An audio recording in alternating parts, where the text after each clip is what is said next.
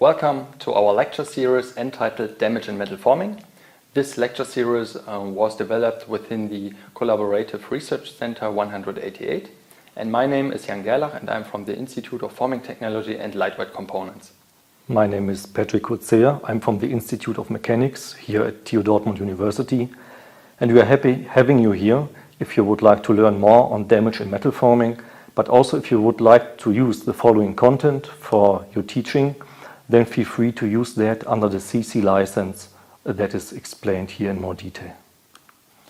We have divided this lecture series in 5 chapters, and for each chapter we provide recommendations regarding the course level, for example bachelor level or master and PhD level, and we will start with an introduction.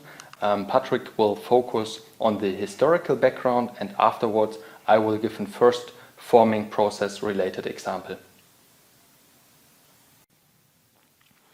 Let us introduce this topic first with historical observations. So damage affected scientific observations for a few centuries already. It dates back like 500 years ago, where we observed that ropes with different lengths sustained different forces, although a naive observation tells us that it should actually be only a diameter or the cross-sectional area that would affect this force that we can really apply to such a rope. So the observation of a dependence on the length was in contradiction to a naive approach, not considering damage, because it should be independent of length. And as we actually consider damage, we will see that having a longer rope will also allow us to have more damage nucleation points on a smaller scale. And because the chain is only as strong as its weakest link, a longer rope means a higher likelihood of having damage in this rope, and thus a smaller force that we can really apply. This cross-section that has the same diameter in all these wires that we compare, it might not have the same effective cross-sectional area due to microscopic damage sites that we have along this rope. And we can even more so point out 3 key observations in history that lay the foundation for our investigation and for this lecture series. First of all, it has been observed that even at so-called good parts, we see internal damage, even though it's considered unbroken. And that is because we focus on a smaller scale here. And we see that damage is not failure. It can be even observed in so-called good or unbroken parts. The second key observation that we have is that multiple voids can appear during a process like drawn copper or aluminum wires. This means that metal forming induces damage. So we learned that damage is not failure. Metal forming can induce damage. And in the third place, the nature of the final fracture changes with the superimposed hydrostatic pressure in some experiments. This means applying pressure changes the fracture behavior. So finally, we know that the process parameters, they can influence the damage evolution. And this final observation is the possibility that opens up here for damage-controlled forming processes. And what is damage actually? That's a question that can be answered differently from different perspectives and scientific backgrounds. And our focus here is on one duality, that is placing damage between the process and its role as a property in this process. And explaining this duality will add some significant knowledge to the damage description, understanding its origin and its impact on manufacturing. So if we look at it from the viewpoint of a process, we see on the upper left that during some plastic deformation of DP800, a dual-phase steel, we see that some voids may develop. More specifically, on the lower left, we see three processes in these observations. We see the nucleation of voids, the growth of voids, and the coalescence of voids. And these voids are a very important part of damage characterization here.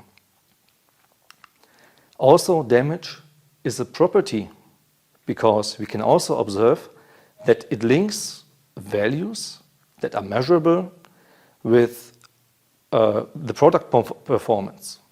If we check for a tensile specimen that we elongate in an experiment, we see a curve between stress sigma and strain epsilon. At the beginning, the slope is virtually linear, raising before we hit the plastic region, where we see a decrease of the slope. And then if we unload that specimen, the undamaged theory would tell us that the elastic modulus, like the Young's modulus, would be the same as in the beginning. But for a damaged component, this slope would have a smaller value. So you see the red curve there with a smaller slope. And this can be again measured as an impact of damage of this elastic modulus. So altogether, we see that from the process view and from the property view, we can access damage in different ways. And there are also other views you can think of, like we have seen that on the microscopic scale, we can see some voids. On the macroscopic scale, at the end, we may see failure. And this lecture series is particularly created to address these different viewpoints, and not only to develop a new viewpoint, but to link the viewpoints on damage from different disciplines. And my colleague will now continue with some hands-on examples to explain this even better. Okay, now I would like to give you a first example why considering damage control forming or have a first look on damage in metal forming is important today. And therefore consider here a dual-phase steel DP800, and in the original state we have less than 15 voids per square millimeters with a common density in steel of 7.8 grams per cubic centimeters. And when it comes to sheet metal forming, very common forming processes is the bending process. And on the left-hand side, we have the classical air bending, and on the right-hand side, a damage-controlled bending process. So to emphasize damage in metal forming, I assume that we already have a damage-controlled bending process. And in air bending, we have an increase in the void evolution due to plastic deformation. And by damage-controlled bending, we are able to decrease the amount of voids or to avoid a huge rapid increase in the damage evolution. And to quantify the damage, what is common approach is to, for example, calculate the void area fraction or the void volume fraction, and between these two processes we have a decrease in the void volume fraction of around 50%.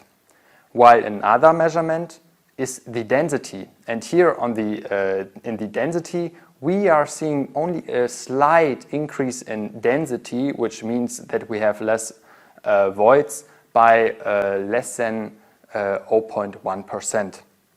But now let's have a look on the impact on, for example, the product performance. Even though the difference in the void seems to be very small based on the density measurements. And to assess the product performance, we have a look on the impact energy, which is a common measure for example, crash performance. And what we actually see here is that we have an improve in the product performance, so the impact energy here, by almost 20%, even though on a micro scale the density is just increasing by 0.1 or less than 0.1%. And now the question arises how damage-controlled forming contributes to the challenges of our time. And these are more specific: the necessity to go net zero and to improve the resource efficiency. And as we have seen before, by damage-controlled forming, we can decrease the amount of damage in the manufactured parts, but these parts have drastically improved product performance, as seen here for the impact energy. And therefore, we can achieve safety margins but with lighter components. And therefore, if we have lighter components, we save energy in the manufacturing process as well as in the transportation.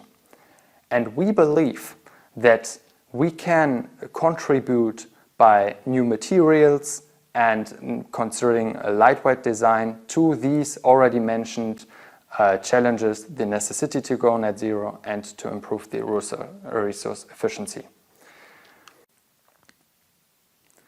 To point out what the difference is between our proposed framework and a conventional product development cycle, I would like to show the difference here.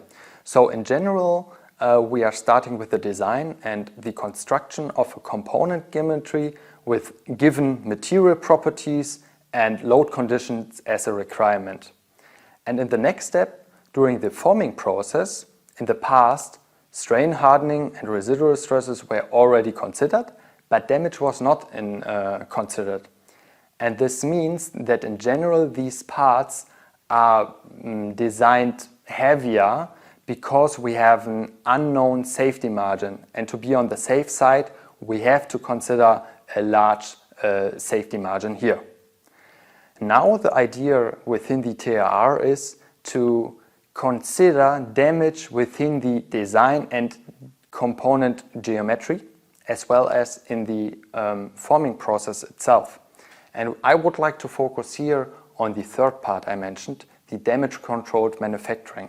So during the entire process chain of casting, forming and heat treatment, we try to predict and experimentally investigate the evolution of damage. And with this at hand, combined with simulation approaches, we are then able to include the damage in our investigations for further improvement of the design and the component geometry.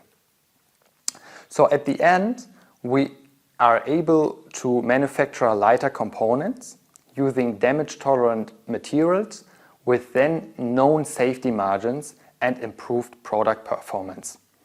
And to give you more insights in the framework, please follow the following lecture series.